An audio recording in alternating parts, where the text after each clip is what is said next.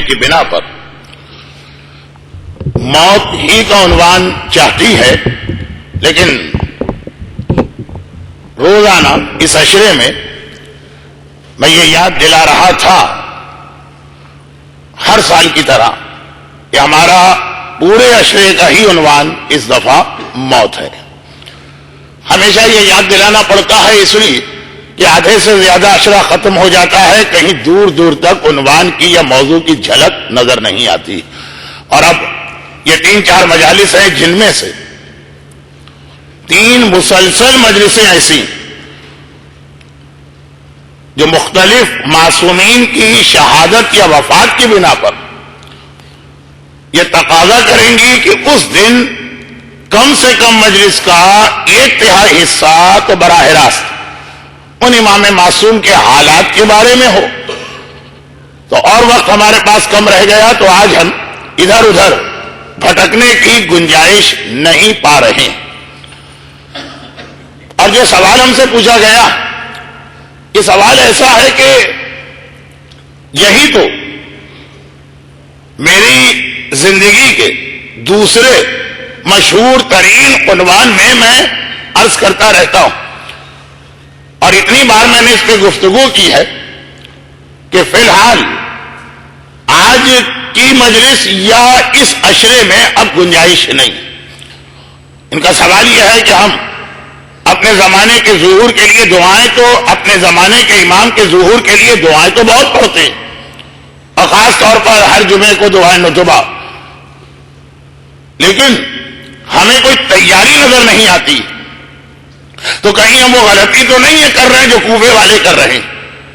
ساری زندگی میں نے اسی چیز کو ہائی لائٹ کرنے کی کوشش کی کہ امام کا آنا تو ہمارے اوپر دار و مدار، جب بلائیں گے آ جائیں گے، ہم بلا ہی نہیں رہے، بلکہ کوفے کے حوالے سے تو جو اصل جملہ میں کہتا رہا ہوں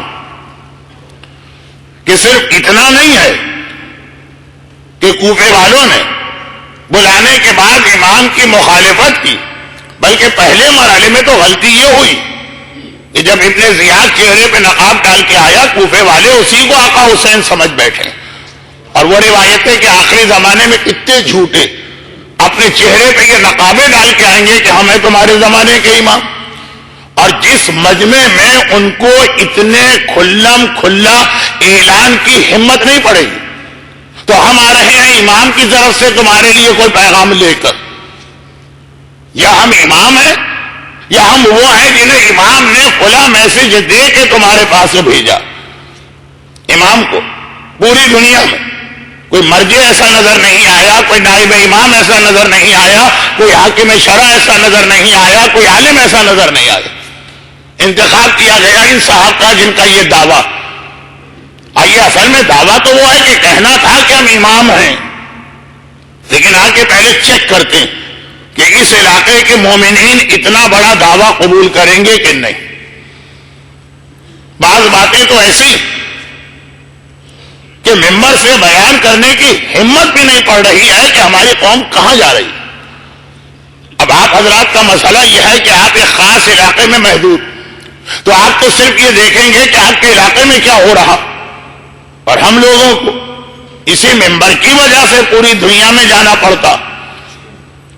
ایسی ایسی باتیں سامنے آتی ہیں کہ بیان نہ کریں تو وہ لوگ جو اس علاقے کے ماحول سے واقف نہیں وہ بے خبر رہ جائیں گے، اور یہ چیزیں ایک جگہ محدود نہیں رہتی۔ جب ایک جگہ دشمن کامیاب ہوتا تو اب دوسرے علاقے میں اسی چیز کو آگے بڑھاتا، اور بیان کرے تو خوش شرماتی۔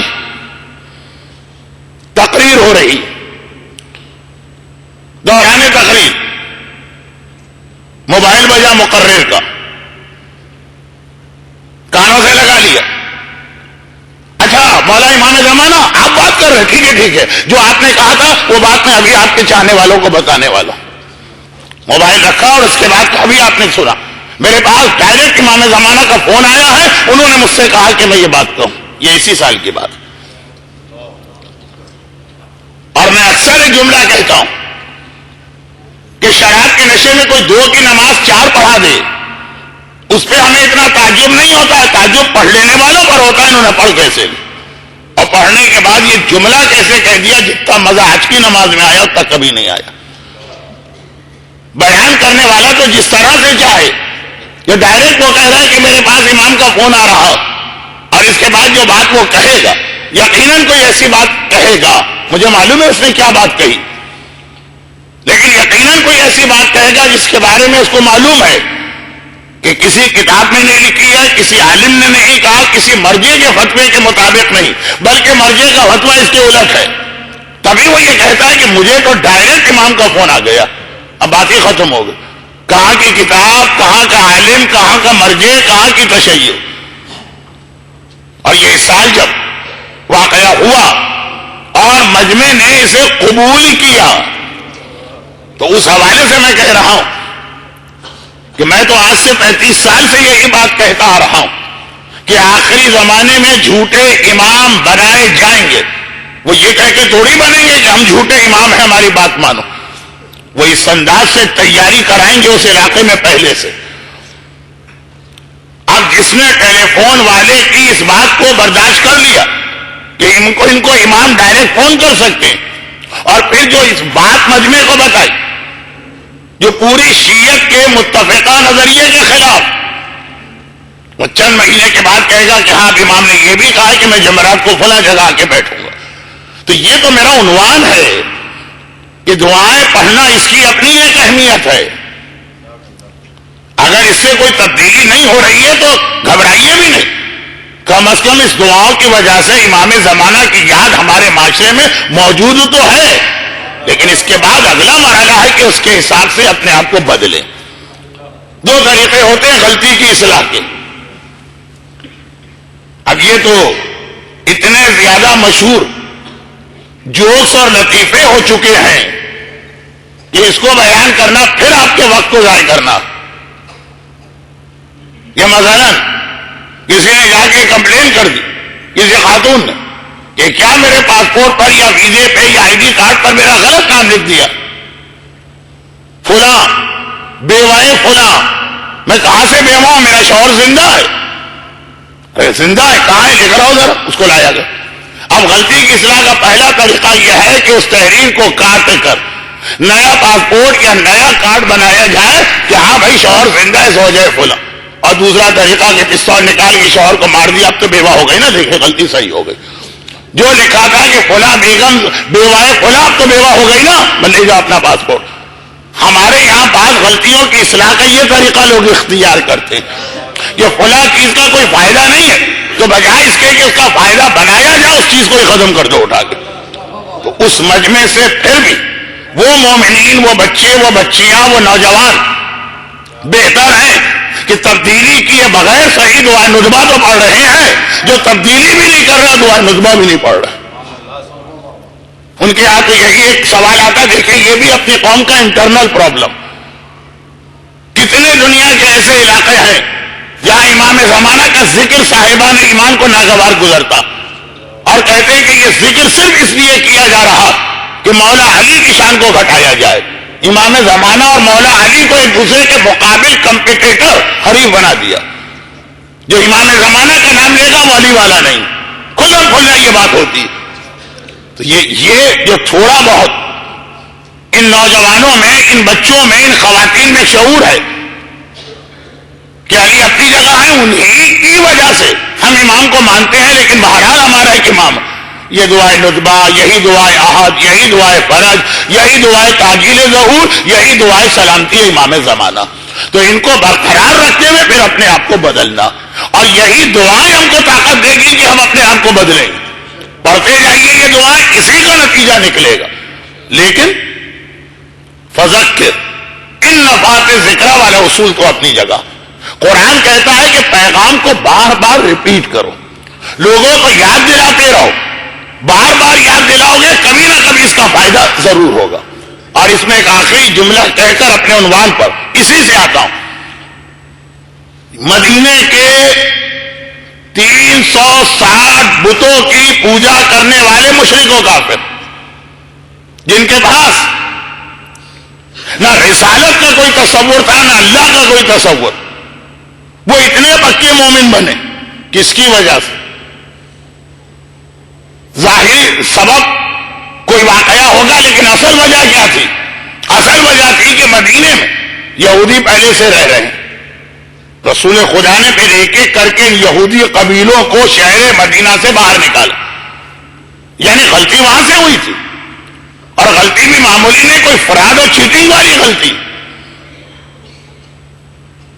لیکن یہ یہودی رسول کے آنے سے پہلے اتنی بار ایک جملہ ریپیٹ کر چکے تھے کہ اے مدینے کے حکمرانوں، مدینے کے باشندوں، تم آج ہم پر حکومت کر رہے ہو، ہمارا بھی وقت آنے والا، موسیٰ کا وارث آخری نبی آئے گا اور ہم اس کا انتظار کر رہے ہیں، پھر دیکھنا ہماری حکومت ساری دنیا میں ہوگی۔ اتنی بار اتنی بار اتنی بار اتنی بار یہ جملہ مشرکوں نے سنا، بظاہر ہمیشہ مذاق اڑایا، لیکن دماغ میں یہ بات بیٹھ گئی، جو کل میں نے کچھ موٹے موٹے لفظ استعمال کیے، تحت شعور اور لا شعور اور پتہ نہیں کیا کون سے شعور، لیکن دماغ میں بات بیٹھ گئی۔ اور جب مکے میں پیغمبر نے اعلان رسالت کیا، مدینے والوں نے ایک دوسرے سے کہا کہ چلو چل کے دیکھ لو یہ کہیں وہی تو نہیں، اگر وہی ہے تو یہودیوں سے پہلے اس کے اوپر ایمان لے آؤ، تاکہ ہمارا وہ انجام نہ ہونے پائے جو یہودی ڈرا رہے ہیں۔ یہودی کس طرح ڈراتے تھے؟ جیسے ہم اور آپ کہیں گے، وہی جتنے ہمارے دشمن ہیں امام آ کے سب کی گردنیں کاٹ دیں گے۔ یہ مدینے والے پیغمبر کو ٹیسٹ کرنے، چیک کرنے مکے گئے، مگر کیوں گئے؟ ایسے تو بہت سارے دعوے ہوتے ہیں، بار بار یہودیوں کا تانا سنتے سنتے دل میں یہ بات بیٹھ گئی، اور یہیں سے میں ابھی اپنے عنوان پہ آ رہا ہوں۔ تو قرآن کہہ رہا فذکر، بار بار ریپیٹ کرتے رہو۔ خالی بچے کے کان میں اذان اور اقامت ہی اس کے دماغ میں محفوظ نہیں ہوتی، بڑا بھی اگر بار بار ایک بات سنے گا، چاہے وہ اس وقت مذاق بھی اڑائے گا، دماغ میں کہیں نہ کہیں یہ بات بیٹھ جائے گی۔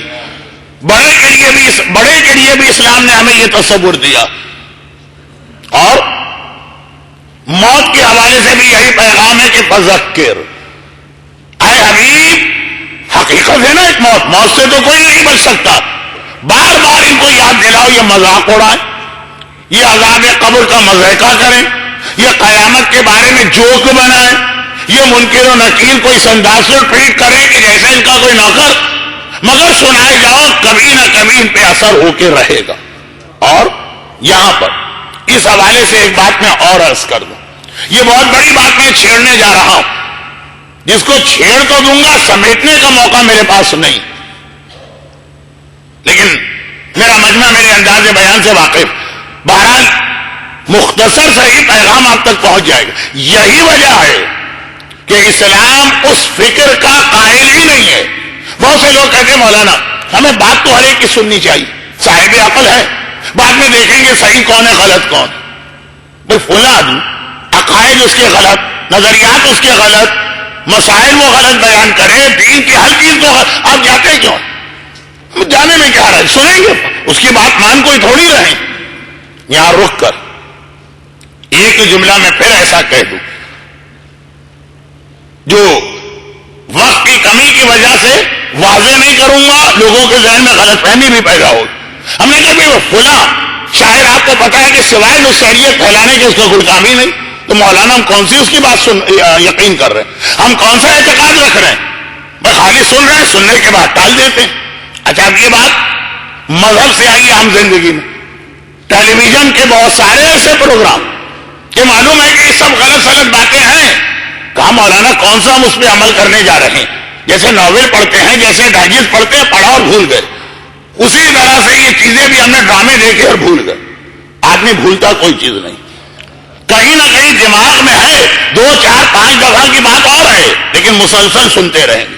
اور یہیں سے ہمارے پاس ایک وہ حدیث آ گئی جسے میں موت کے عنوان پہ ہمیشہ بیان کیا کرتا ہوں، اور حدیث بیان کرنے سے پہلے مجمع کو اپنی عادت کے مطابق ایک چیز یاد دلاتا ہوں۔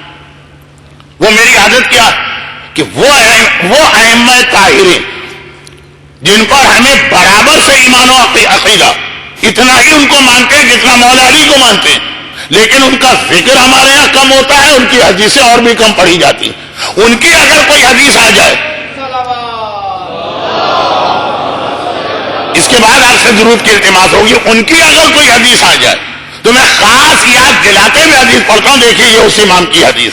تو ہمارے یہاں مصائب کی حد تک اب پھر بھی تذکرہ ہونے لگا, لیکن ویسے پوچھئے کہ ان امام کی تعلیمات میں 10 حدیثیں سنا دو تو شاید عام آدمی نہیں سنا پائے گا.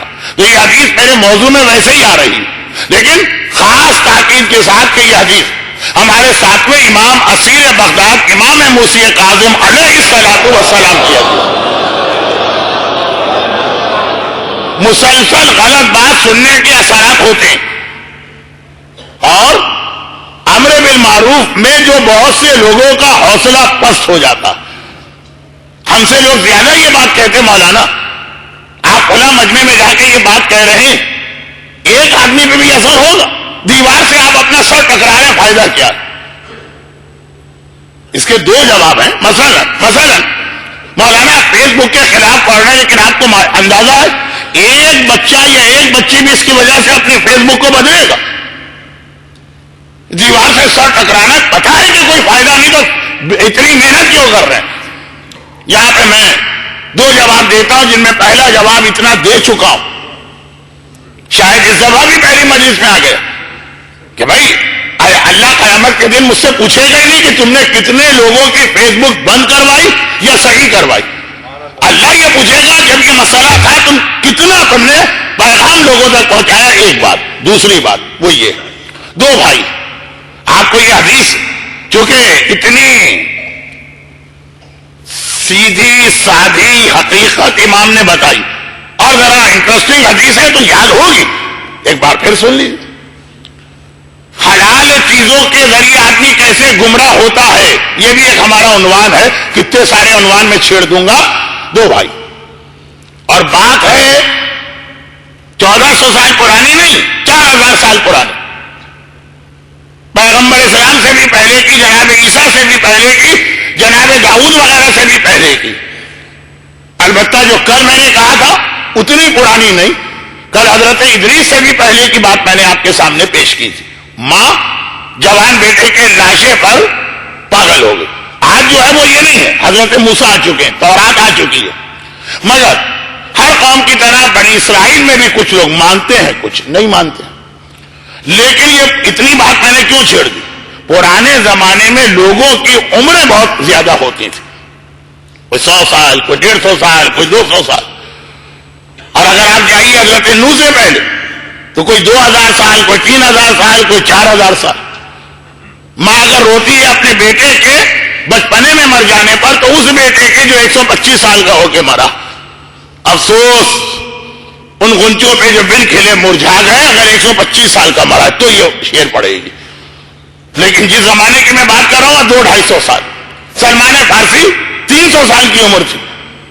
ابھی تک تو میرا ارادہ ہے کہ اس کے فوراً بعد سلمان کا واقعہ پڑھ کے یہ بھی میں اپنے موضوع پہ آ گیا ہوں, لیکن اس کے بعد بالکل براہ راست موضوع پہ آؤں گا. پہلے چھوٹی سی بات, 200 سال جوائنٹ فیملی, مگر اس طرح سے کہ مکان 2 منزلہ ہے, اوپر کی منزل ایک بھائی کے پاس, دوسرے کی منزل جو نیچے کی منزل دوسرے کے پاس. یاد رکھیے 7ویں امام کی حدیث ہے, واقعہ بھی اگر آپ کو یاد ہے تو اس امام معصوم کو بھی یاد کیجیے گا, تاکہ اگر کبھی کوئی اور میری طرح سے بدتمیزی سے جملہ کہہ دے کہ 7ویں امام کے ماننے والے ان کی 7 حدیثیں سنا دو, تو ایک حدیث یہ بھی آپ سنا سکے. اب دونوں دن بھر اپنے اپنے کاموں میں لگے رہتے ہیں. بنی اسرائیل, قوم یہود, بزنس مین, تاجر, صبح سے شام تک تاجر کے پاس وقت کہاں ہوتا. رات کو جب آتے ہیں آرام اطمینان کے ساتھ رات اپنی, چنانچہ کھانے کی میز پہ روزانہ دونوں بھائی جمع ہوتے ہیں. کہ جب سے یہ الیکٹریسٹی سامنے آئی ہے اب رات بھی ہماری نہیں رہی. پہلے تو مجبوری, سورج ڈوب گیا, اتنا اندھیرا ہے کہ گھر میں آنا ہی آنا. تو خلاصہ یہ ہے کہ اب رات بالکل اپنی ہے, سورج ڈوبنے سے پہلے دکان بند کر دی, فجر تک گھر ہی میں رہنا ہے, کہاں جائے. دونوں بیٹھے ہیں کھانے کی میز پر. اسلام میں ایک حکم بھی ہے کہ کھانا بہت آرام آرام سے کھاؤ, جلد بازی نہ کرو. فاسٹ فوڈ کے کنسپٹ کو اسلام مانتا ہی نہیں, بلکہ بات کو سمجھانے کے لیے جو امام نے جملے ارشاد فرمائے, بات کو سمجھانے کے لیے وہ کچھ اس انداز کے جملے کہ جتنی دیر تم دسترخوان پر بیٹھے رہو گے تمہاری زندگی کا میٹر اتنی دیر بند ہو جائے گا. اللہ نے 70 سال کی ہمیں زندگی دی، لیکن جتنی دیر ہم دسترخوان پہ جا کے بیٹھے اتنی دیر تک ہماری زندگی جو ہے وہیں پہ میٹر بند ہو گیا. آدھے گھنٹے بیٹھے یہ آدھا گھنٹہ کاؤنٹ نہیں ہوگا، ایسے آدھے گھنٹے جمع کیجیے. لیکن دسترخوان پر بیٹھو زیادہ، کھاؤ کم. ایسا نہ ہو کہ زیادہ بیٹھو تو زیادہ بھی کھاؤ، تو ڈبل میٹر چلنے لگے گا جیسے ہی کھلے گا وہ. اس وقت نہیں، کم، مختصر، آہستہ آہستہ، اطمینان کے ساتھ. بعض علماء نے کھانے کے طریقے میں یہ لکھا، یہ وہ شعبہ ہے جو میرا نہیں، علم عرفان کے ماہرین شیخ تقی بہجت جیسے علماء، شیخ تقی بہجت کبھی اس انداز کی بات نہیں کہتے کہ دسترخوان پر بیٹھو زیادہ دیر بیٹھو، کم کھاؤ. کم کھانے کا طریقہ کیا؟ کہا کہ ہر نوالا ہاتھ میں لو، ایک حدیث پڑھو اور اس کے بعد کھاؤ. یہ آپ کے لیے نہیں، جن کے لیے ہے وہ اس پہ عمل کرتے ہیں. جب عراق سے صاحبان ایمان میں جو متقی اور پرہیزگار تھے ان کو ہجرت کرنا پڑ رہی تھی، جو حکمران کے رنگ میں رنگے تھے ان کے لیے مسئلہ نہیں تھا، جو دیندار اور مذہبی تھے تو وہ لگا رہے تھے. لندن ان سب کے لیے پناہ گاہ تھا 80s اور 90s. میں خود ایک دعوت میں بیٹھا جس میں عرب، ایرانی، پاکستانی، ہم سب لوگ کسی وجہ سے جمع ہو گئے. عام آدمی نے واقعا میں نے دیکھا کہ تقریباً 1.5 گھنٹے وہ دسترخوان چلا. ایک نابینا بزرگ تھے، شاید اس 1.5 گھنٹے میں انہوں نے مشکل سے 20 یا 25 لقمے کھائے. ہر لقمے کے موقع پہ اپنے سے لے کے رسول خدا تک سارے راویوں کا سلسلہ بیان کر کے حدیث، اس کے بعد وہ لقمہ ان کے منہ میں جاتا تھا. تو یہ ایک طریقہ ہے کہ زیادہ دیر بیٹھو اور کم کھاؤ، لیکن بہت مجمع کے اسٹینڈرڈ سے بہت اونچی بات کر رہا ہوں. خلاصہ یہ کہ دونوں بھائی دسترخوان پہ آرام سے بیٹھتے ہیں، باتیں ہوتی رہتی. ایک ہے دہریہ، ایتھیسٹ، بے دین، لا مذہب، اللہ ہی کو نہیں مانتا، موسیٰ تو بعد میں آئیں گے. اور ایک وہ ہے کہ جو پورا مذہبی، متقی، پرہیزگار، دیندار. دونوں جب دسترخوان پہ جمع ہوئے، یہ دو بہت ہی مختصر سے سوالات کا جواب بھی آ رہا کہ مولانا آپ بہت زیادہ ممبر پہ کہتے ہیں کہ شاعر حسینیت، ہم کون سی ان کی بات مان رہے ہیں، ہمیں مزے تو لینے دیجیے. نہیں، یہ نقصانات میں سے ایک نقصان. مولانا ٹیلی ویژن کے کھلا پروگرام تو حلال ہے نا، وہ تو ہم کو دیکھنے دیجیے. یہ اس کے نقصان. ایک عقیدے کی مثال دی، ایک عمل کی مثال دی. آئیے پہلے میں بات پوری کروں. اب جو متقی اور پرہیزگار بھائی وہ روزانہ دسترخوان پر بیٹھ کر وجود خدا کی دلیلیں دیتا ہے کہ ایک اللہ، دلیلیں اتنی ہے کہ کوئی انکار بھی نہ کرے، لیکن سامنے ہے وہ آدمی جو کہتا ہے کائنات خود بخود بن گئی، مادہ تھا، مادے سے کائنات بنی اور مادہ ہی اس کو چلا رہا. چنانچہ وہ روزانہ کاؤنٹر دلیلیں دیتا کہ سب غلط بات ہے، اصل تو یہ ہے، اور عقل تو یہ کہتی ہے، اور سائنس تو یہ کہتی ہے، اور سقراط تو یہ کہتا ہے، بقراط تو یہ کہتا ہے. مثلا اس زمانے کے جو فلاسفر تھے، بحث ہو رہی، یہ وہ بحث ہے جس کا کبھی نتیجہ نکلتا نہیں. اکبر الہ آبادی جو کہتے ہیں کہ میں کبھی مذہبی بحث میں نہیں الجھتا ہوں کیونکہ میرے پاس فالتو کا دماغ نہیں. تو عام طور پہ ایسی بحثیں بس ہوتی رہتی ہیں، ویسے نہ آپ ان کی بات مانیں نہ وہ آپ کی بات، چلے ٹائم پاس ہو جاتا. ٹیلی ویژن نہیں ہے، انٹرنیٹ نہیں ہے، کوئی میڈیا نہیں ہے، کوئی ڈش اینٹینا نہیں ہے، ٹائم تو پاس کرنا. کھانا کھایا، آرام سے کھانا وانا کھایا، چائے پی، حقہ پیا، اپنے اپنے کمرے میں آ کے بیٹھ گئے، سو گئے. پھر اگلی رات تقریباً 80 سال یہ بحث چلی. ایک بڑا بھائی، ایک چھوٹا بھائی، ایک 150 سال کا، ایک 250 سال کا. آخر ہوا یہ کہ ایک عجیب رات آئی. بڑا بھائی جو اللہ کو ماننے والا 80 سال سے وجود خدا کی دلیلیں دے رہا، مگر سامنے سے خدا کے انکار کی دلیلیں بھی سن رہا. گھر کے کبھی اعتقاد نہیں رکھا لیکن کان میں آواز پڑی. چنانچہ ایک بار آج جو بستر پہ گیا، کہنے لگا میں بھی کتنا بے وقوف اور احمق ہوں، سارا اپنی زندگی کو میں نے عذاب بنا لیا ایسے عقیدے پر جو بالکل غلط عقیدہ. مذہبی آدمی کو اپنی زندگی میں کتنی احتیاط کرنا پڑتی. ایک عام عورت ہے، اس کو کیا حجاب، کیا پردہ، کیا لباس، کیا مس کیٹرنگ، کیا کو ایجوکیشن، اس کو کیا پرواہ. ہمیں تو قدم قدم پہ احتیاط کی، حرام نہ ہو جائے، یہ گناہ نہ ہو جائے، اللہ ناراض نہ ہو جائے، ایمان ناراض نہ ہو جائے، رسول ہمیں دیکھ کے منہ نہ پھیر لے. ہم تو کتنا قدم کہ 150 سال سے میں 250 سال سے اپنے آپ کو اتنی زحمت میں ڈالا، کوئی خدا نہیں، وہ صحیح کہہ رہا. چلو اس سے معافی بھی مانگو، اس کا اتنا وقت میں نے ضائع کیا، 80 سال کمرے سے نکلا اور ایک مرتبہ اوپر کی منزل پہ جانے لگا سیڑھیاں چڑھ کے. حدیث اتنی مشہور ہے کہ جس نے ایک بار سن لی کبھی بھولے گا نہیں. تو میں جلدی سے اسے مختصر کر کے اپنے اصل عنوان پہ آ جاؤں. یہ بھی میرا عنوان ہے، ربنا لا تزغ قلوبنا، اسی کو کہتے ہیں. ادھر چھوٹا بھائی وہ بھی 80 سال سے سن رہا ہے کہ خدا ہے، مذاق بھی اڑاتا تھا اللہ کا، عقیدے کا بھی مذاق اڑاتا تھا. کیا یہ ہمارے بزرگوں نے ڈرانے دھمکانے کے لیے ایک عقیدہ بنا لیا. لیکن مسلسل دلیلیں سنی. پتھر پر بھی اگر مسلسل پانی پڑے تو پتھر میں بھی سوراخ ہو جاتا ہے. پتھر جیسی سخت چیز، پانی جیسی نرم چیز. مسلسل آج اس کا دل بدل گیا. میں نے کتنا اپنے بڑے بھائی کو پریشان کیا، کتنا ان کا وقت ضائع کیا. چلو چل کے ان سے معافی مانگو. ابھی تو ہم لوگ دسترخوان سے اٹھ کے آئے، وہ سوئے بھی نہیں ہوں گے. یہ اپنے کمرے سے نکل کے نیچے جانے لگے. سیڑھی کے درمیان دونوں کی ملاقات ہو گئی. چھوٹا بھائی اوپر سے نیچے آ رہا ہے، بڑے بھائی سے معافی مانگے. ہے اللہ، آج میں مان گیا. بڑا بھائی سیڑھی سے اوپر جا رہا ہے، چھوٹے بھائی سے معافی مانگے. کوئی اللہ نہیں ہے، تو صحیح کہہ رہا تھا، میں نے بلا وجہ اپنی زندگی کو مصیبت بنایا، تیرے وقت کو ضائع کیا. اور جیسے ہی دونوں کی ملاقات سیڑھیوں کے درمیان ہو، ادھر مانیٹر پر سے 2 نام غائب ہو گئے. شب معراج اللہ کے رسول نے 4تھے آسمان پہ ملک الموت سے ملاقات کی تھی. شداد کا واقعہ بھی وہیں پہ پوچھا تھا پیغمبر نے، اور دیکھا تھا ایک بہت بڑی اسکرین اس کے سامنے. پرانے زمانے کے لوگوں کو اللہ کے رسول نے کتنی مشکل سے یہ باتیں سمجھائی ہوں گی، اور آج کتنا آسان ہے، یہ بچہ بھی سمجھتا.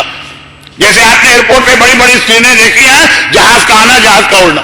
جو فلائٹ ہو گئی فوراً اس کا نام مٹ گیا، اس کے نیچے والا اوپر چلا گیا.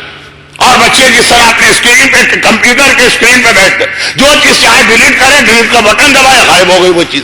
اب یہ 1400 سال پہلے شب معراج رسول خدا ملک الموت سے پوچھ کے آ رہے ہیں. اپنے لیے نہیں پوچھ رہے، ہمارے لیے. البتہ عربی کا لفظ تھا. پیغمبر نے کہا میں نے ملک الموت کے سامنے ایک بہت بڑی لوح دیکھی، وہ ایک مانیٹر، ایک اسکرین دیکھا. اے ملک الموت، تو لوگوں کی روح قبض کیسے کرتا؟ کیسے کا مطلب یہ تجھے کیسے پتا چلتا ہے اس کی روح قبض کرنا؟ اب اس کی روح قبض کرنا کیا ہر سیکنڈ اللہ کا تیرا کانٹیکٹ ہے؟ تو جیب سے موبائل نکالے، ہاں اللہ نے کیوں فون کیا، اچھا آج امریکہ میں جا کے فلاں کی جا رہا ہوں، اچھا آج آسٹریلیا میں فلاں کی روح قبض کر. کیا یہ ہوتا؟ ملک الموت نے کہا نہیں یا رسول اللہ، یہ ایک اسکرین میرے سامنے، دنیا میں جتنے آدمی ہیں سب کے نام اس پر موجود ہیں. اور جیسے ہی کسی کا موت کا وقت آتا ہے، اچانک وہ نام میرے سامنے سے مٹ جاتا ہے، میں سمجھتا ہوں اسی وقت اس کو موت دینا. شیئر مارکیٹ میں جانے والے اور ٹیلی ویژن پہ بزنس کی نیوز سننے والے، دیکھا ہے نا شیئر مارکیٹ میں کس طرح سے کتنی تیزی کے ساتھ وہ اسکرین جو ہے نا وہ حرکت کرتا رہتا. ملک الموت کے سامنے سے 2 نام مٹ گئے. اسے تو یہ بھی نہیں پتا کون آدمی ہے، کہاں پہ ہے، دروازے پر ہے، سیڑھی پر ہے، کھڑکی کے اوپر ہے، گھر میں ہے، مصلے پر ہے، ٹوائلٹ میں ہے، اس کے سامنے خالی نام مٹ جاتا. چنانچہ دونوں کی روحیں قبض کر، بس ملک الموت کا کام ختم. روحیں قبض کر کے ملائکہ نقالہ کو دے دو. اللہ کے ہر کام ایک سسٹم سے ہوتا. یہ ہم لوگ ہیں جو بیس سسٹم کے بن گئے. اللہ کے ہر چیز بڑے آرگنائز طریقے سے ہوتی ہے. اور اتنا اہم ہے اس کی یہ مسئلہ کہ مولا متقیان امیر المومنین علی ابن ابی طالب علیہ الصلوۃ والسلام نے اپنی زندگی کی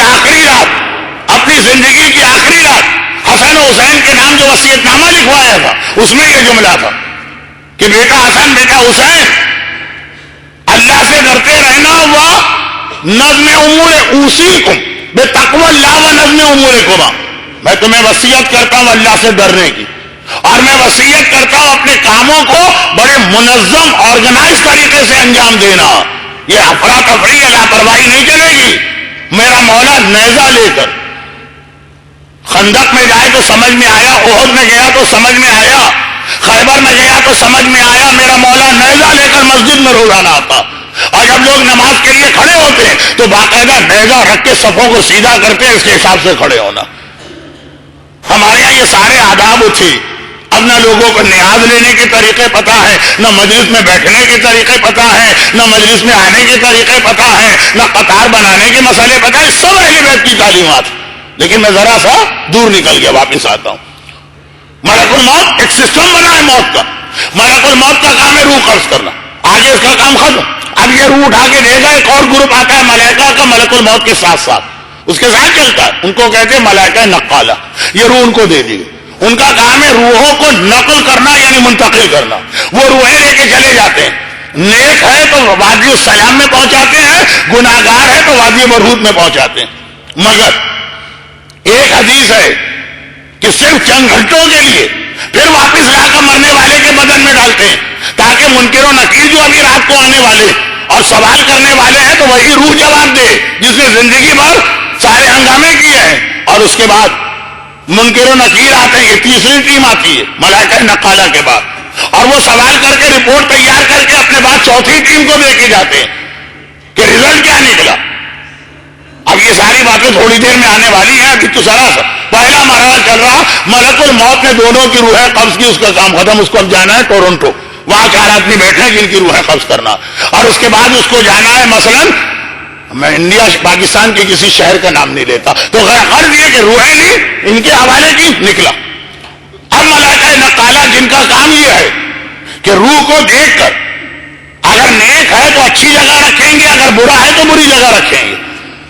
میں نے جلدی میں ایک جملہ کہہ دیا نا کہ بعض اوقات مرنے کے بعد وادی السلام میں جاتے، ایک روایت ہے کہ نہیں، مرنے کے بعد تو نہیں جاتا، روحیں رکھی جاتی ہیں اچھی اور بری جگہ، لیکن وادی السلام اور وادی برہوت کا فیصلہ ہوگا جو منکر و نکیر کی رپورٹ آئے گی۔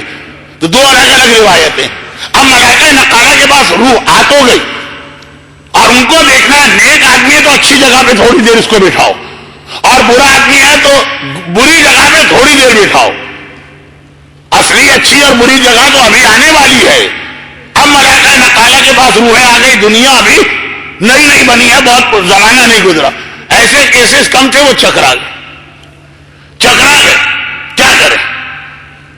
جیسے کہ اکثر اس قسم کے جوک ہوتے ہیں کہ کسی صاحب نے کہا کہ آئیے تشریف لائیے، تو وہ آپ کا کتا جو ہے نا وہ بڑا خطرناک ہے، اس کی شکل دیکھ کے ڈر لگ رہا، کہا دیکھے کتنے پیار سے دم ہلا رہا، کہا مگر یہ بھی تو دیکھے کتنے غصے سے غرا رہا ہے اور دانت دکھا رہا، اس کے اس سرے کو دیکھو کہ اس سرے کو دیکھو۔ اب ملائکہ نقالہ میں بحث ہو گئی، یہ بڑا بھائی 250 سال اللہ کا ماننے والا تھا، 2.25 منٹ جو تھا وہ اللہ کا منکر ہو گیا، شروع کے حصے کو دیکھے کہ آخری کو دیکھے، اور یہ چھوٹا بھائی 150 سال اللہ کا انکار کرنے والا تھا، آخری 1.5 منٹ میں اللہ کو مان گیا تھا، شروع کو دیکھے کہ آخر کو دیکھے، کہاں لے جائیں ان کی روحوں کو؟ نیا نیا زمانہ ہے، ملائکہ کو بھی اچھی ٹریننگ نہیں ہر چیز کی، خدا بندہ تو بتا کیا کرے، پہلے سرے کو دیکھے آخری سرے کو دیکھے، یا دیکھے زیادہ وقت کیسے گزارا؟ ایک بار خدا نے کہا نہیں، نہ آغاز کو دیکھو، نہ درمیان کو دیکھو، نہ اکثر حصے کو دیکھو، صرف یہ دیکھو جب موت آئی اس وقت کس نظریے اور عقیدے پہ تھا۔ اگر 150 سال میرا ماننے والا تھا، آخری منٹ میں منکر بن گیا، جہنمی ہے، 150 سال میرا انکار کرنے والا تھا، آخری سیکنڈ میں مجھے مان گیا، وہ جنتی ہے، تب مت بالخیر ہونا چاہیے، بسم اللہ اچھی ہونا ضروری نہیں ہے۔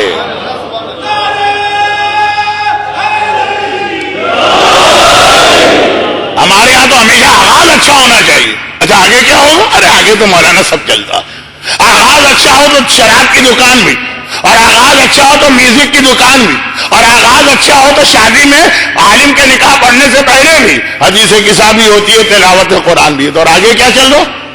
اور اسلام کہتا ہے کہ نہیں، تمت بالخیر، اختتام بہترین ہونا چاہیے، آغاز اس کی اتنی اہمیت نہیں ہے، خود کا آغاز کون سا بہت اچھا تھا، لیکن اختتام کیسا کہ رومال زہرا تک اس کے سر پہ باندھا گیا۔ تو اب امام نے یہاں پہ 7ویں امام نے فرمایا کہ یہ آخری وقت بہت اہم وقت ہے۔ اب بالکل ربنا لا تزغ قلوبنا، اسی کو تو کہتے ہیں کہ خدا پیدا ہدایت کے ساتھ ہوئے، مرتے دم جب موت آئے تب بھی ہدایت باقی رہنی چاہیے، وہ ہے مومن کا امتحان۔ مگر جس نقطے کی وضاحت کے لیے واقعہ میں نے پڑھا وہ نقطہ دوہرا دوں اور پھر اسی واقعے سے موت تو شروع ہو گئی ساری۔ ایک میں نے موت مختصر سرسری تفصیل بھی بتا دی موت کی۔ کل لوگ کہیں گے مولانا موت نہیں سننے آئے تھے، عذاب قبر سننے آئے تھے، وہ تو اب تک نہیں آیا، آ رہا ہے، ابھی ٹھہر جائیے، عذاب قبر کہاں بھاگا جا رہا ہے، 10 منٹ تو ہے نا میرے پاس۔ لیکن پہلے نقطہ یہ تھا کہ مسلسل اگر آپ کوئی چیز سنیں، چاہے آپ اس کا مذاق بھی اڑائیں، چاہے آپ کو اس پہ عقیدہ بھی نہیں رکھنا ہے، چاہے آپ یہ کہیں ارے کیا نان سینس اور اوٹ پٹانگ چیز، مسلسل اگر سنتے رہے تو اثر ضرور ہو کے رہے گا. یہ خالی نومولود بچے کی بات نہیں ہے، یہ 80 سال کے بڈھے کی بھی بات.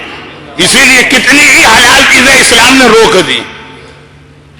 اور ہمارے یہاں ہمارے بہت سے بچے اور بچیوں کے بگڑنے کی وجہ بھی یہی کہ حلال ٹی وی کے پروگرام دیکھتے ہیں لیکن ایکٹریسز کے ڈریسز خود بخود ان کے ذہن میں بیٹھتا جاتا ہے کہ ایسا بننا، چاہے اس کا عقیدہ بھی نہ ہو نظریہ بھی نہ ہو.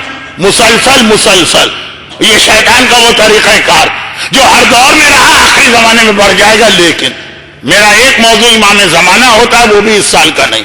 ایک موضوع ہوتا ہے شیطان کی معرفت. شیطان کو بھی پہچاننا، وہ ہمیں کیسے بہکائے گا وہ بھی نہیں. پیغام میں نے دے دیا. جو بات شروع میں نے کی تھی کہ نصیحت کو مسلسل سنتے رہیے تو اس کے بھی اثرات آ جائیں گے. اور اگر بے پردہ عورتیں اور عشق و محبت پہ مبنی ڈرامے، فلمیں، ڈائجسٹ، ناولیں مسلسل پڑھتے رہیے اس کے بھی اثرات آ جائیں گے. اس سے اپنے آپ کو بچانا بہت اہم ہے. لیکن یہ اثرات اگر آخری وقت تک ہمارے ساتھ رہے تو یہ بڑا مشکل مرحلہ ہوتا. اب یہاں پہ ایک حدیث امام کی. پھر اس سال میں نے کوشش کی کہ موت کے عنوان پہ جو اس سے پہلے میں تقریریں کرتے آیا ہوں تو پہلے تقریر ہوتی تھی، 4 دن بعد اس کا کوئی علاج آتا تھا. تو جو 4 دن جس نے عذاب سنا وہ 5ویں دن آئے گا کہاں علاج سننے کے لیے؟ وہ تو باہر نکل کے کہا بھائی ان کی تقریر میں نہ جانا، یہ تو قبر والے باپو ہیں، یہ تو دروغہ جہنم ہے، یہ تو ڈراکولا آف اسلام ہے.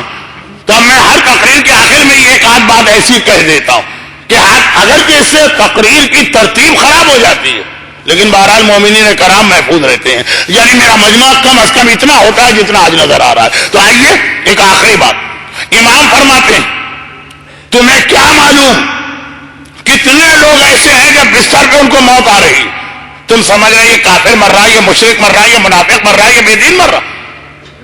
ہو سکتا ہے وقت آخر اس نے کلمہ پڑھ لیا ہو، یہ تمہارا مسئلہ نہیں. لیکن کتنے لوگ ایسے ہیں جو تم سمجھ رہے بڑا مومن متقی پرہیزگار دنیا سے جا رہا، تمہیں کیا پتا کہ آخری وقت میں کس طرح سے شیطان نے اس کو بہکایا. حدیث یہ ہے کہ بعض مرنے والے ایسے ہوتے ہیں کہ ملک الموت آ گیا، اس نے دیکھا وہ مانیٹرنگ جو اسکرین تھی اس پہ سے نام مٹ گیا، وہ آ گیا اس کے پاس. عام حالات میں تو ملک الموت تو بڑی جلدی ہوتی، بھائی اس کی روح قبض کرو تو پھر وہاں جانا، تو پھر وہاں جانا، تو پھر وہاں جانا. کچھ ایسے لوگ ہیں کہ ملک الموت سے کہہ دیا جاتا ہے جلدی نہیں کرو ٹھہر جاؤ. مجھے ایک دہریے نے آ کے اعتراض کیا تھا قرآن پر. ایک جگہ قرآن کہتا ہے اللہ تمہیں موت دیتا، ایک جگہ قرآن کہتا ہے ملک الموت تمہیں موت دیتا، ایک جگہ قرآن پلورل کا لفظ استعمال کرتا ہے ملائکہ تمہیں موت دیتے ہیں. تو کون ہے آخر موت دینے والا؟ تو امام نے جو سمجھایا اس کا ایک جملہ یہ کہ امام نے کہا کہ ملک الموت انچارج ہے سارے ملائکہ کا روح نکالنے والے، لیکن ہر جگہ خود بھی نہیں جاتا، کہیں پہ اپنے نائبین کو بھیجتا. تو اب کہا کہ یہ مرنے والا، اس کے بعد جلدی نہیں کرنا، ٹھہر جاؤ، اس کی روح آہستہ آہستہ نکالو. آرام سے نہیں، آہستہ آہستہ نکالو. روح نکلنا کسے کہتے ہیں؟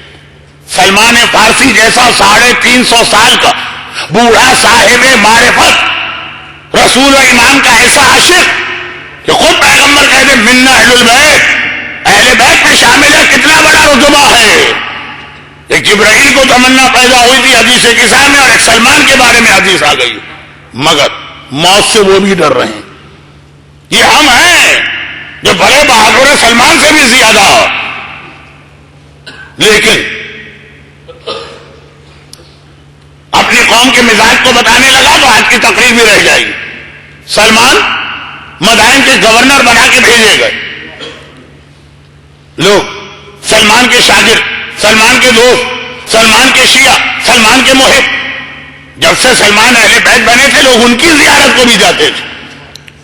اور ہمارے یہاں بھی مدائن کی زیارت، مدائن پاک کی، سلمان پاک جسے کہتے تھے، ایک اہم زیارت تھی. حالات کے تحت ابھی ہم نہیں جا رہے تو پھر انشاءاللہ جانے لگیں گے. بہت اہم زیارت ہے سلمان پاک مدائن. وہاں گورنر بنا کے بھیجے گئے. شاید دوسری مجلس میں میں نے ان 2 ظاہروں کی بات کہی تھی. مدینے کے رہنے والے امام جب مدینے سے گئے تو اب تڑپ رہے، صبح شام جس کی زیارت کرتے تھے 2 سال سے دیکھا ہی نہیں ان کو. سلمان صبح شام ان کی زیارت کرتے تھے، کتنے مہینوں سے دیکھا ہی نہیں. آخر مدینے کے لوگوں نے مومنین، یہ خالی بات ہو رہی ہے محبان اہل بیت، پیسے ویسے جمع کیے، اسبق ابن نباتا سے کہا کہ ہم میں سے ہر ایک تو اتنی دور نہیں جا سکتا، تم ہم سب کی طرف سے جا کے سلمان کو دیکھ بھی آؤ، ہمارا سلام بھی پہنچا دو، ہمارے لیے دعا بھی کروا دو۔ سلمان کو یاد رہے کہ مومنین نے ان کو یاد رکھا۔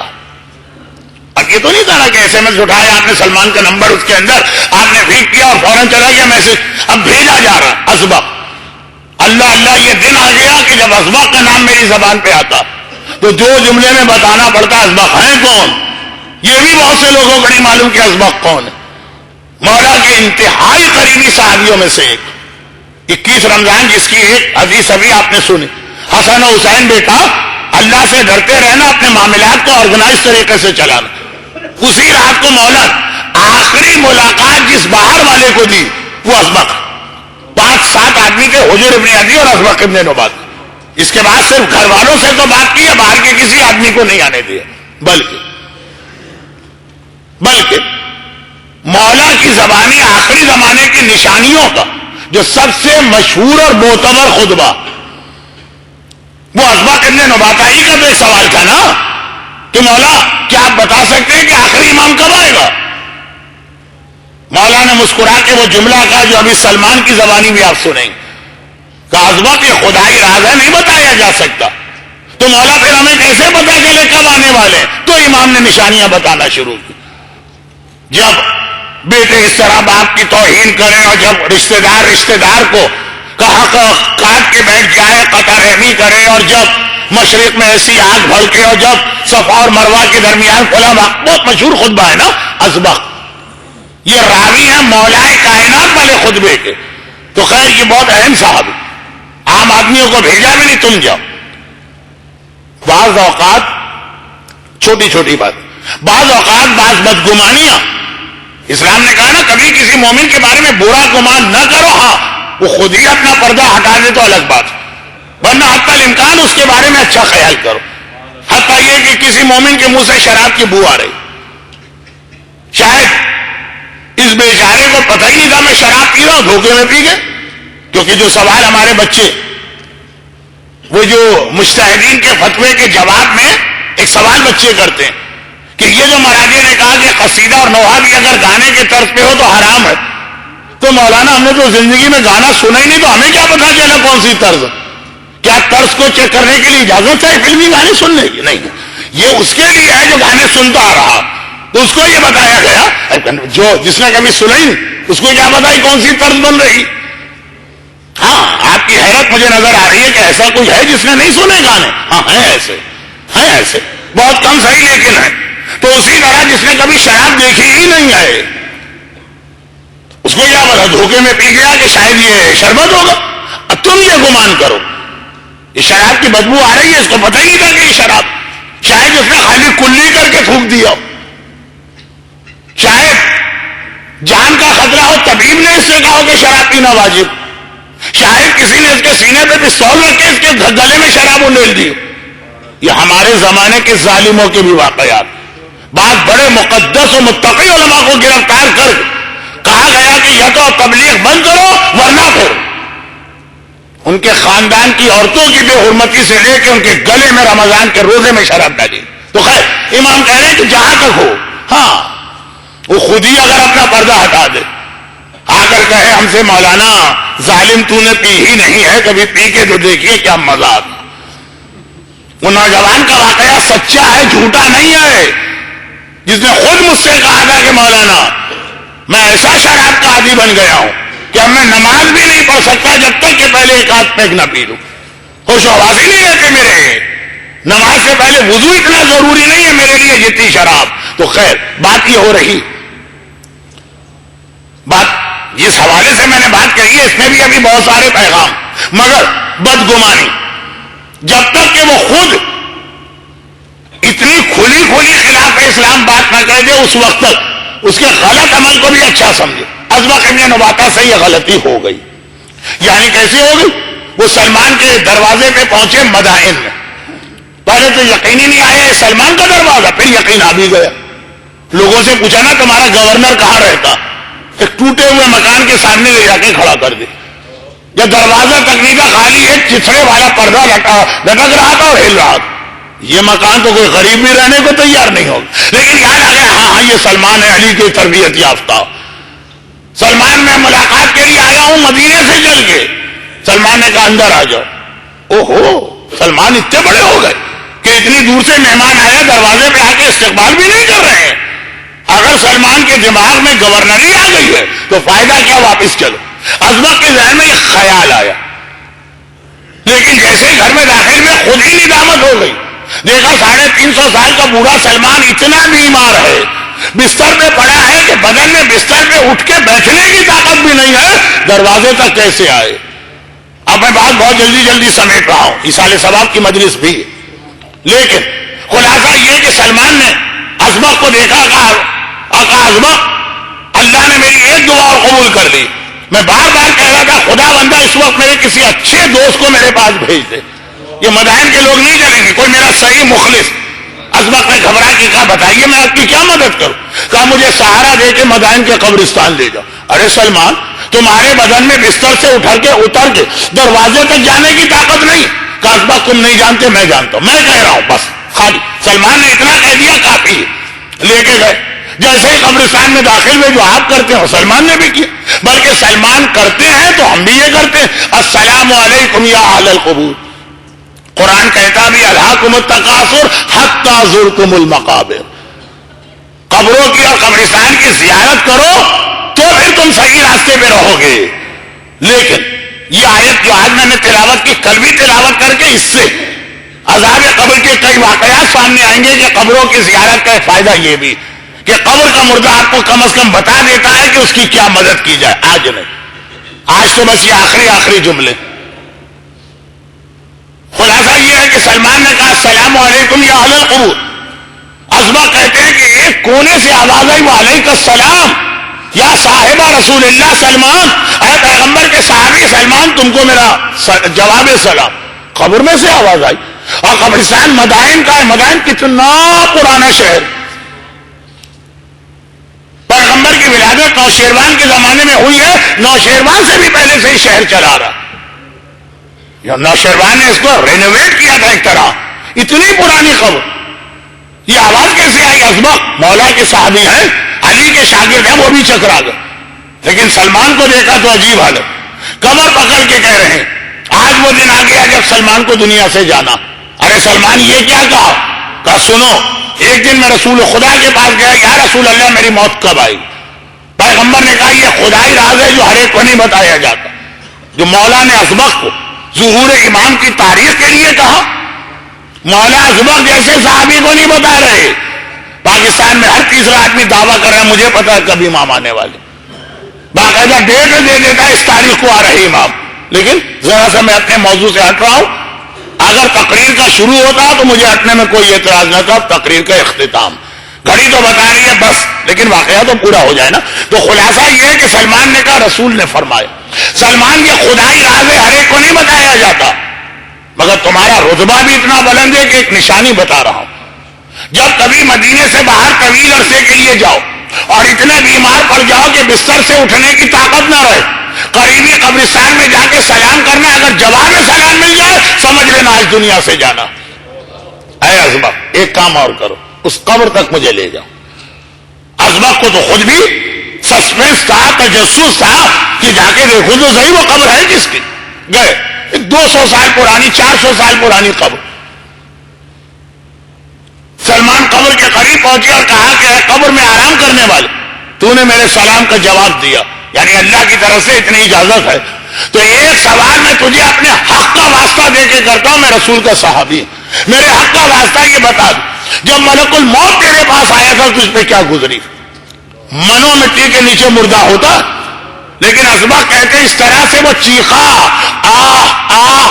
کہ میرے کان میں اس کی صاف آواز آ رہی. کہا سلمان کیا یاد دلا دیا؟ 100 سال ہو گئے ملک الموت کو میرے پاس آئے ہوئے، لگتا ہے کہ ابھی بھی میرے پاس کھڑا ہے اور وہ تکلیف پہنچا رہا. سلمان میرے پاس جملے نہیں ہیں کہ میں اپنی تکلیف بتاؤں، لیکن اتنا بتا سکتا ہوں کہ پورے بدن جگہ جگہ آگ اور لوہے کی قینچیوں سے کاٹا جائے تو کوئی تکلیف نہیں ہوگی اس تکلیف کے مقابلے میں جو ملک الموت پہنچا تھا. اس میں امام کے 3 جملے اور بڑھا لی. امام نے فرمایا کہ اگر کسی زندہ جانور کو کھڑا کر کے اس کے زندگی میں اس کے بدن سے کھال کھینچ کھینچ کے اتاری جائے کوئی تکلیف نہیں, ہے ہی نہیں تکلیف اس تکلیف کے مقابلے میں جو ملک الموت پہنچا تھا. اب یہ مختلف واقعات ہیں, ایک جملہ نہیں کہ امام اپنے صحابیوں کے ساتھ کہیں سے جا رہے, قصائی جانور کو ذبح کر کے کھال اتار رہا تھا, جانور لٹکا ہوا تھا اور امام نے اس وقت کیے گا. دوسرا جملہ, امام کہیں سے گزر رہے ہیں, وہاں پہ جانور بھونا جا رہا ہے آگ میں, یعنی لوہے کی سراخ میں جیسے آپ ٹکے وکے دیکھتے ہیں بنتے ہوئے. امام نے کہا زندہ پرندے کو آگ پر بھونا جائے وہ کوئی تکلیف نہیں ہے اس کے مقابلے میں جو ملک الموت آخری وقت میں پہنچا تھا. تو ایک بات, اور تیسرا جملہ میں خود نہیں پڑھنا اس لیے کہ اتنا ہی کافی ہو گئے. ایک بات امام فرما رہے ہیں, آپ بھول گئے ہوں گے, میں نہیں بھولتا ہوں, یعنی یہ چیزیں نہیں بھولتا. امام فرما رہے ہیں کہ ملک الموت کچھ لوگوں کے پاس آتا ہے, اللہ کہتا ہے ان کی روحیں آہستہ آہستہ نکال. آہستہ آہستہ مطلب کیا؟ پیروں سے روح نکال کے گھٹنوں پہ روک دو, گھٹنوں سے روح نکال کے رانوں پہ روک دو, رانوں سے روح نکال کے پیٹ پہ روک دو, پیٹ سے روح نکال کے سینے پہ روک دو, سینے سے نکال کے گردن پہ روک دو. روکنے کا مطلب آپ نہیں سمجھے. عام مرنے والے کو جو تکلیف ایک بار ہوتی, جتنی بار روح روک کے پھر کھینچی جا رہی ہے دوبارہ وہ تکلیف شروع ہو گئی. عام مرنے والا ایک دفعہ تکلیف سے گزر گیا. یہ پتہ نہیں کون سا اسپیشل مومن ہے, اور بات مومن کی ہو رہی ہے. آخری جملہ بتائے گا, اسے ایک بار نہیں کتنی بار روح نکلنے کی تکلیف سے گزرنا پڑ رہا, اور جتنی بار روح نکلتی ہے آدمی کو پیاس بہت لگتی ہے. پیاس. ایک بار ایک دہریے نے امام سے کہا, دہریہ نہیں منافق, مولا یہ آپ کیا بار بار کہتے ہیں کہ روح نکلتے کے وقت پیاس بڑی لگتی, جس کے بدن کو آگ و قینچی سے کاٹا جا رہا اس کو کیا پانی کی کوئی پرواہ ہوگی؟ امام نے قرآن کی آیتیں تلاوت کی جو وقت نہیں, سورہ واقعہ تک کی آیتیں, جس میں ہے کہ جہنم والے چیخیں گے خدا بندہ بہت پیاس لگ رہی ہے, تبھی انہیں کھولتا ہوا پانی اور پیپ والا پانی پلایا جائے گا. امام نے کہا جہنم کے عذاب میں بھی پانی کی پیاس اس عذاب سے بھی بڑھ جاتی ہے. جہنم کی تکلیف بھی آدمی بھول جاتا ہے پیاس کی وجہ سے, یہ تو اس سے کم کی تکلیف. اب پیاس بڑھتی چلی جا رہی ہے اور تکلیف بھی بڑھتی جا رہی ہے. شیطان پانی لے کے آتا اور اس مرنے والے سے کہتا ہے پانی پیے گا. اتنی شدید پیاس کے جہنم میں آدمی عذاب جہنم میں پکارے پانی لاؤ.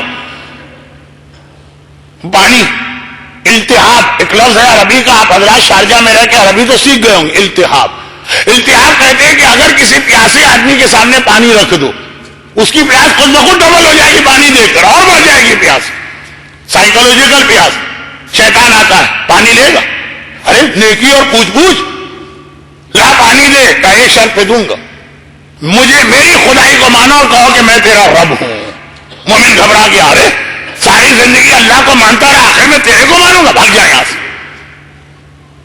شیطان اگر ایسا بھاگنے لگے نا تو وہ شیطان ہی نہیں ہوتا, بھاگنے والے کچھ اور لوگ ہوتے ہیں. خیر, تو خلاصہ یہ ہے, مسکرا دیا شیطان, ابھی بھگا رہا, ابھی ہاتھ پاؤں جوڑ کے بلائے گا. جب گھٹنے میں روح روک دی گئی اور پیاس بڑھ گئی, شیطان نے کہا پانی چاہیے, میری خدائی مان. خلاصہ یہ کہ جب روح گردن میں رکی ہے اتنا پیاسا تو ہے, وہ بھی بڑا چالاک, ہر تھوڑی دیر کے بعد پانی کو گراتا بھی جا رہا. یہ ایک ہی پیالہ ہے, اگر یہ بھی چلا گیا پھر نہیں ملے گا پانی. اب ادھر ملک الموت کو بھی جلدی نہیں ہے کہ جلدی سے روح نکال لے, مسئلہ ہی ختم. وہ بھی آرام آرام سے روح نکال رہا, اور ادھر ہر دفعہ یہ تکلیف بڑھتی جا رہی ہے. ایک پانی کا پیالہ تھا بس, وہ آدھا رہ گیا, 3/4 چلا گیا. چند گھونٹ بچے, شیطان کہتا یہ آخری پانی ہے, ابھی میری خدائی کو مان لے. مومن نے مڑ کے دیکھا شاید ملک الموت اب تو روح نکال دے, وہ آرام سے بیٹھا ہوا, کوئی جلدی نہیں ہے اس کو, ادھر ادھر باتوں میں لگا. جیسے آپ پاکستان کے دفتروں میں جاتے ہیں تو آپ کا کام کیسے کرتے ہیں وہ آفیسر, وہ ادھر ادھر لگا ہوا ہے, توجہ ہی نہیں دے رہا. گھبرا گئے, اتنی پیاس. گھبرا کے کہا نے تیری خدائی کو مانا اب تو پانی پلا دے. یہ جملہ کہا شیطان نے وہ پانی بھی زمین پہ پھینک دیا اور کہا کہ اگر میں خدا کے سامنے تیری مدد کر سکتا تو خود کو تھوڑی جہنم میں جلتا. اور ادھر ایک جھٹکے سے ملک الموت نے روح نکالی. ربنا لا تزغ قلوبنا بعد اذ ہدیتنا. خدا بندہ یہ آخری وقت میں ہمیں ہدایت کے بعد گمراہی نہ ملے. یہ اس وقت کی دعا. ہم نے تو دیکھا بھائی ہمارا مرنے والا مرتے دم تک ٹھیک رہا. ہمیں کیا پتا کہ پردے کے پیچھے اسکرین کے پیچھے کیا اس کے اوپر گزر گئی. راوی نے کہا مولا یہ تو ذرا کچھ سمجھ میں نہیں آتا. راوی کہہ رہا اللہ نے اپنے اس مومن بندے کی کوئی مدد نہیں کی. امام نے اس کے دو جواب دیے. ایک مختصر ابھی بتا رہا ہوں, تفصیلی شاید کل آ جائے. یعنی یہ یاد رکھیے کل میں تو ضرور آؤں گا مجلس پڑھنے اگر زندہ رہا. مجمع کی بات نہیں کرتا لیکن میں تو آؤں گا. مجھے تو مجلس پڑھنا ثواب بھی لینا ہے.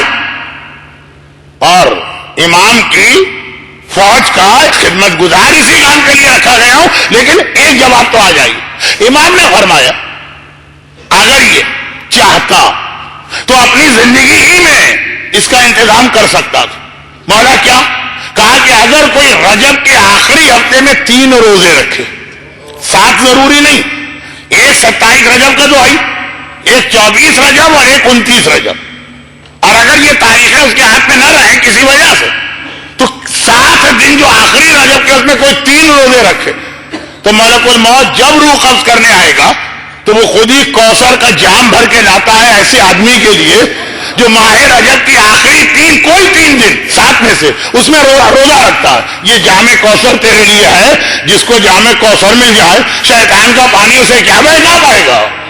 ملک الموت خالی ہاتھ نہیں آتا, کوثر کا پانی پلاتا جاتا اور اس کی روح کو قبض کرتا جاتا.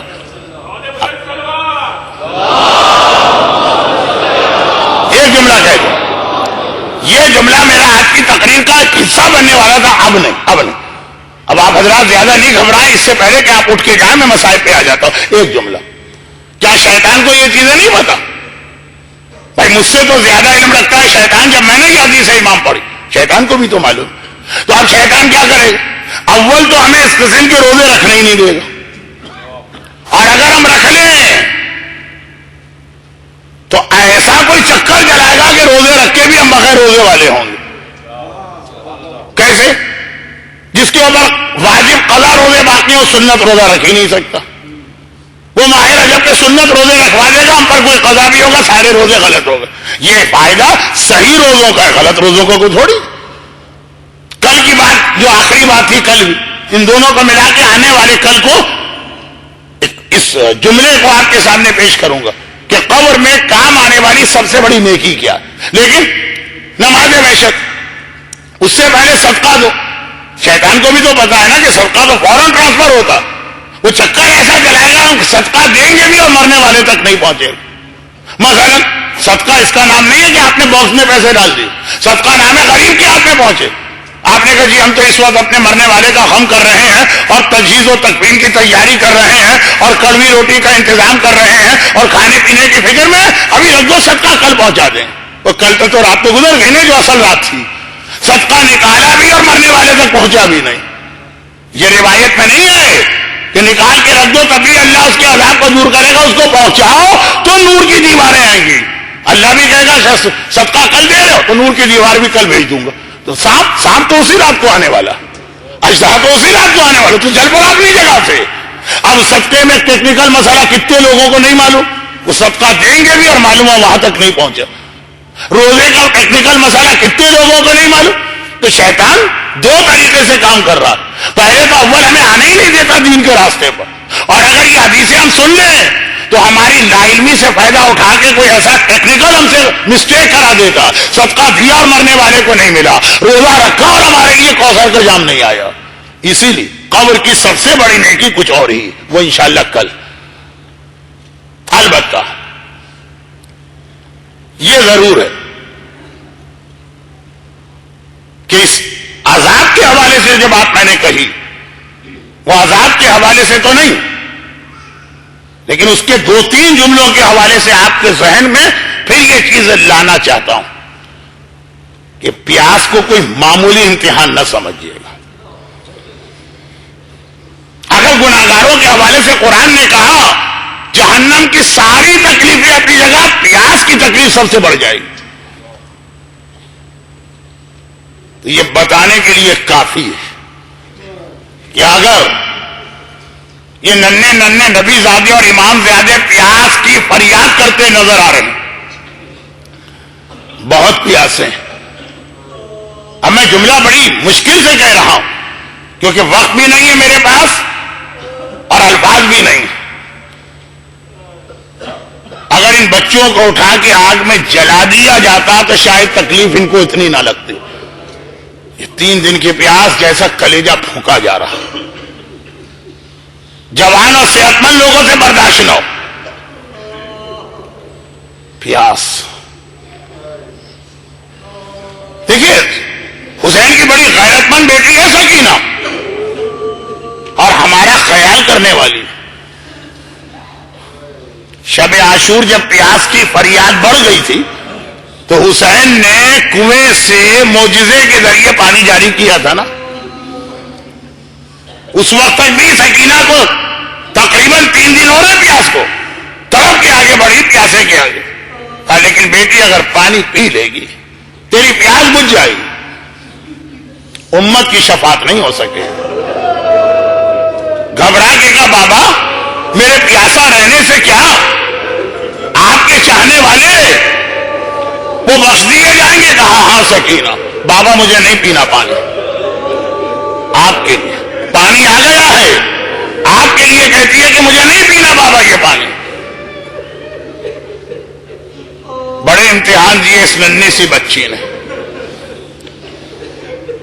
لیکن خالی یہ بچی نہیں، کربلا کا ہر بچہ، کربلا کا ہر بچہ. لیکن ایک عجیب منزل آتی ہے کہ جب بچی کہتی ہے تو امت کی بخشش کے لیے کہا نا میں پیاسا رہوں گی. ایک اور منزل آتی ہے جب بچی تڑپ کے کہتی ہے چچا مجھے پانی نہیں چاہیے، تو واپس آ جا. جب وہی سکینہ فریاد کر رہی ہے چچا مجھے پانی نہیں چاہیے میں پیاسا رہوں گی. کون سکینہ؟ جو چچا کی سفارش کرا کے چچا کو مقتل بھیج رہی. حسین تیار نہیں تھے کہ عباس تلوار چلائیں. یہ سکینہ تھی جو بابا کے پاس عباس کی سفارشی بن کے گئی. اور پھر ایک چوتھی منزل آتی ہے یہاں پہ کہ جب پانی آ بھی گیا، ابھی تو پانی نہیں آیا اور سکینہ کہہ رہی ہے نہیں چاہیے پانی. ایک منزل آتی ہے جب پانی آ بھی گیا تو سکینہ پانی پی بھی نہیں رہی. یہ کون سی منزل؟ شام غریبہ جب پانی آیا. میرے مرحوم استاد ایک روایت پڑھا کرتے تھے، جلدی جلدی ان کے جملے دوہرا دوں. دیکھیے سیدانیوں کے لیے سب سے مشکل وقت کربلا میں تھا جب پانی نظر آئے. کوئی آپ کا بڑا قریبی رشتہ دار جس سے آپ کو بڑی محبت ہے، وہ کوئی چیز مانگ رہا اور آپ اس وقت اسے نہ دے سکیں، کوئی بھی حالت، جب بھی وہ چیز نظر آئے گی آپ کو اپنے جگر کا وہ ٹکڑا ضرور یاد آئے گا. ہر منزل مسائل پر یہ بیویاں شکر خدا کر رہی ہیں. پانی دیکھ کے کیسے فروا نے کہا ہوگا قاسم بیٹا تو بہت پیاسا تھا پانی آ گیا. پانی دیکھ کے لیلا نے کیسے آواز دی ہوگی اکبر تو اتنا پیاسا تھا کہ جہاد کے درمیان واپس آیا، بابا سے پانی مانگا تھا اکبر نے، جو حسین نے اپنی زبان اکبر کے منہ میں دی تھی. اور گھبرا کے اکبر نے کہا تھا بابا آپ کی زبان تو مجھ سے زیادہ سوکھی ہوئی ہے. لیلا نے پانی دیکھ کے کیسے نہ کہا ہوگا اکبر پانی مانگ رہا تھا پانی آ گیا. اور جب زینب کی نگاہ پانی پہ پڑی تو علی کی یہ بیٹی کس طرح جلال میں آ گئی. سجاد ان لوگوں سے کہو لے جائے پانی واپس، ہمیں نہیں چاہیے پانی. میرا اکبر پیاسا مارا گیا، میرا عباس پیاسا مارا گیا، میرا حسین پیاسا مارا گیا، زینب یہ پانی قبول کر لے. آقا سجاد کے لیے میں اب تک کی مجلسوں میں 2-3 بار کہہ چکا ہوں، کبھی پھوپھی کے مشورے کے بغیر کوئی قدم نہ اٹھایا، لیکن آج پہلی منزل ہے اور کہہ رہے پھوپھی اماں لیکن پانی پی لی. زینب کہتی ہے سجاد مجھے نہیں چاہیے یہ پانی، میرا سارا گھرانہ پیاسا مارا گیا. سجاد سر جھکا کے کہتے لیکن پھوپھی اماں پانی پی لی. جب تیسری بار زینب نے منع کیا اور سجاد نے سر جھکا کے کہا پھوپھی اماں پانی پی لیجیے. اب زینب بھی ایک مرتبہ گھبرا گئی. سجاد آج تک کسی مسئلے میں تو نے اتنا اصرار نہیں کیا, آج اپنی پھوپھی سے اتنا اصرار کیوں کر رہا؟ کہا پھوپھی اماں میں کچھ کہنا نہیں چاہتا, آپ کو کچھ دکھانا چاہتا ہوں. یہ کہہ کہ ایک مرتبہ امامت کی انگلی آسمان کی جانب اٹھائی. پھوپھی اماں ذرا وہ دیکھیے, پرسوں رات کو میں رسول خدا کی معراج پڑھوں گا, دنیا سے رسول گئے جنت دیکھ کر آئے, آج کربلا کے میدان میں رسول کی بیٹی سجاد کی انگلی کے اشارے سے جنت دیکھ رہی ہے. پوری جنت نہیں, کوثر کا ایک کنارہ ہے, نانا رسول خدا مسند سے ٹیک لگائے بیٹھے ہیں, بابا علی مرتضیٰ کوثر کے قریب کھڑے ہیں, بھیا حسن مصطفیٰ نانا کے پہلو میں ہے, اماں فاطمہ باپ کے پائٹی ہے, اور میرا ماجایا حسین نظر آ رہا. رسول خدا نے علی کو اشارہ کیا, ساقی کوثر, ہمیں اور آپ کو کوثر پلانے والا, کوثر کا جام لے کے آگے بڑھا حسین کے پاس. حسین کوثر کا پانی حاضر ہے, پانی پی لے. زینب دیکھ رہی ہے, حسین نے منع کیا, بابا میں پانی نہیں پیوں گا. ایک بار یہ منظر دیکھ کر وہ جام کوثر بڑے بھائی نے لیا, لیکن اتنا کم عمروں کا فاصلہ ہے کہ بھائی اور دوست آگے بڑے. حسن مصطفیٰ بھیا حسین کوثر پی لے. کہا کوثر کا پانی بھی نہیں پیوں گا. نانا رسول خدا نے کوثر کا جام اپنے ہاتھ میں دیا. حسین آ میرے پاس, میں تجھے کوثر کا پانی پلاتا ہوں. ہاتھ جوڑ کے کہا نانا کوثر کا پانی نہیں پیوں گا. بھیا منظر دیکھنا ہے. ماں فاطمہ آگے بڑھی, اے میرے لال تیرا امتحان پورا ہو گیا, خدا نے اجازت بھی دے دی ہے, کوثر کا پانی پی لے. کہا اماں میں یہ پانی نہیں پیوں گا. فاطمہ نے گھبرا کے کہا لیکن بیٹا کیوں؟ اللہ کی طرف سے اجازت مل گئی ہے. کہا اماں میری زینب پیاسی ہے, اماں میرے بچے پیاسے ہیں, جب تک کہ وہ پیاسے ہیں میں کیسے پانی پیوں؟ حسین کو کوثر بھی نہ چاہیے. سجاد نے کہا پھوپھی اماں اگر آپ نے یہ پانی نہ لیا, میرا بابا جنت میں کوثر کے کنارے بھی پیاسا رہے گا. بس زینب نے اب کوئی سوال نہ کیا, پانی تو لے لیا. اور ایک بار آگے بڑی, ننھی سکینہ کو سوتے سے اٹھایا. سکینہ بیٹی اٹھ جا, پانی پی لے. پانی آ گیا. اللہ اللہ, اتنی پیاسی بچی تڑپ کے کہتی ہے پھوپھی اماں پانی آ گیا, یعنی میرا چچا عباس آ گیا ہے. زینب نے کہا نہیں عباس تو نہیں آیا, پانی آ گیا. اب ذرا بچی نیند سے ہوشیار ہوئی. پھوپھی اماں پیاسی تو آپ بھی ہیں اور مجھ سے زیادہ ہے, آپ نے پانی خود کیوں نہ پیا؟ میری ماں رباب کو کیوں نہ دیا؟ میرے بھائی سجاد جو بیمار بھی ہے.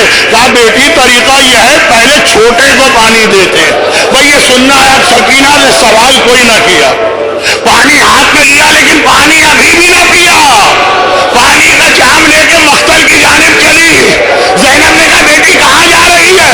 پھوپھی اماں علی نے تو کہا پہلے چھوٹے کو پانی پلاتے ہیں.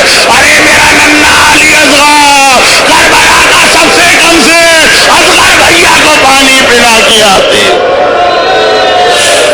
اجرکم اللہ الا ولعنۃ اللہ علی اعدائہم اجمعین وسیعلم الذین ظلموا ای منقلب ینقلبون. جس مجلس میں ام لیلہ اور اکبر, رباب اور اصغر کے مسائل پڑھے جائیں, یاد رکھیے اس کی دعا فوراً قبول ہے. یہ میرا اپنا تجربہ. خواتین کو نظر نہیں آ رہا ہوگا ان کے درمیان کہیں اصغر کی دادی غشی کے عالم میں ہوں, آپ کے درمیان کہیں آپ کا مظلوم آقا سجاد اپنے چھوٹے بھائی کے مسائل سن کے گریہ کر رہا ہو. خدا بندہ تجھے معصوم علی اصغر کی اس پیاس کا واسطہ,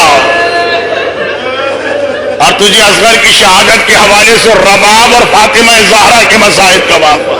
جو مومنین اور مومنات آج کی مجلس میں گریہ کر رہے ہیں, جو گریہ کرنے والے خدا بندہ ان کی صف اعضاء پہ کھڑے ہونے سے پہلے ان کی ساری حاجتیں پوری فرما. اصغر کے خون ناحق کا واسطہ دنیا بھر کے مومنین اور مومنات, خصوصاً جو آج کی مجلس میں ان کو اور ان کے گھروں کو, ان کی روزی کے ذرائع کو اور ان کی اولادوں کو اور آفت و پریشانی سے محفوظ فرما.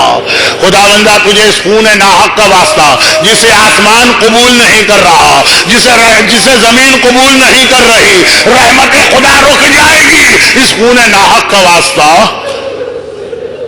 ہمارے جو پریشان حال مومنین ہیں ان کی پریشانی دور فرما، جنہیں روزگار کا کوئی مسئلہ ہے ان کے اس مسئلے کو حل فرما، جو بیمار ہیں انہیں شفائے کاملہ عطا فرما، ہمارے جتنے مرحومین ہیں خاص طور پہ آج کی مجلس میں جو لوگ آئے ان کے خاندان کے مرحومین، برادر محترم اقبال کرمانی صاحب جن کی والدہ کی آج برسی کا بھی دن ہے، خدا بندہ ان سب کو اعلی علیین میں اہل بیت اطہار سے ملحق فرما، اور اس خون ناحق کا انتقام کوئی نہیں لے سکتا بجز اسی خاندان کے وارث و فرزند، خدا بندہ تجھے اس خون ناحق کے انتقام کا واسطہ اپنی آخری حجت وارث معصومین امام زمانہ کے ظہور میں تعجیل فرما، غیبت امام میں ہمیں اپنی تمام ذمہ داریاں ادا کر کے بعد ظہور امام کی فوج کا سپاہی بننے کی توفیق عطا فرما۔ جیسا کہ آپ نے بار بار سنا کہ آج محترم اقبال کرمانی صاحب کی والدہ کی برسی ہے، یاد بھی ہوگا آپ کو کہ چند سال پہلے اسی ممبر سے ہم نے ان کے لیے دعا کی تھی مجلس کے آغاز میں، اور اختتام پہ اطلاع آئی کہ ان کا انتقال ہو گیا، میں ہی یہ مجلس پڑھ رہا تھا۔ تو مریم بھائی بنت سلیمان مرچن کرمانی خاندان کے دیگر تمام مرحومین جتنے لوگ آج کی مجلس میں آئے، یہ مومنین اور وہ مومنات، ان کے خاندان کے تمام مرحومین، تمام شہدائے ملت و شہدائے ایمان و شہدائے اسلام، کل اموات مومنین و مومنات، ایک مرتبہ سورہ فاتحہ۔